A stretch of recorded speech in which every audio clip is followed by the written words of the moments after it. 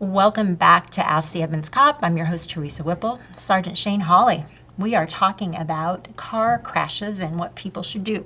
Okay. All right.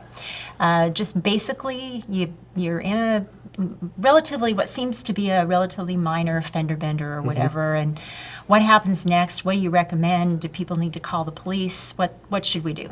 So people often want to know, do I even need to report this to us? And depending on the level of damage, state threshold says $1,000. You can basically do it yourself. And you would come and get a accident report form from the police department. I think you can get them online through State Patrol now. And you would complete it and send it into State Patrol. And your insurance company could then get a copy of it and so forth. And you need to have an information exchange with the other driver. And that's all great. But a lot of times people don't know what $1,000 worth of damage looks like. It can actually sneak up on you pretty quick. And the other issue, and this is something that we really want people to be aware of, you don't know who you're dealing with. Yeah. You know, who is the other driver? Do they even have a valid driver's license? Right. So there are certain things that you're required to do with that information exchange. You have to give them your name.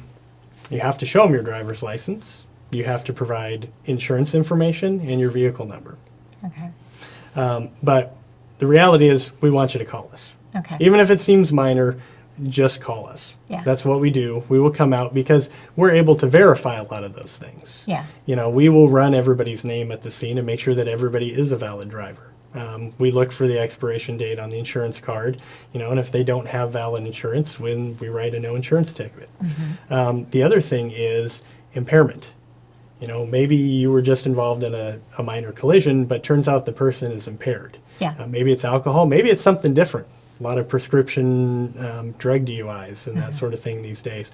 And those are different warning signs where we may pick up on them because we've had training to look for those things, but you wouldn't necessarily pick it up at the scene. Yeah, and also that could help, you know, future drivers who might be out on the road with this person if they aren't caught, and if you're there to determine that might help for all of us later. Oh, yeah. Yeah, because we get calls after the fact from people a couple weeks later when they realize, I was in an accident and we just exchanged information and my insurance company says this other person doesn't exist, or that's not a valid insurance company, or whatever the case may be. And now they want to report it after the fact, where if we were called to the scene, we would have been able to deal with that right off the bat. And if it is really minor and it's something that doesn't require a full-blown accident report, I mean, there's literally no damage or something along those lines, we can help facilitate the information exchange. So, but we don't want to see people get put in that spot.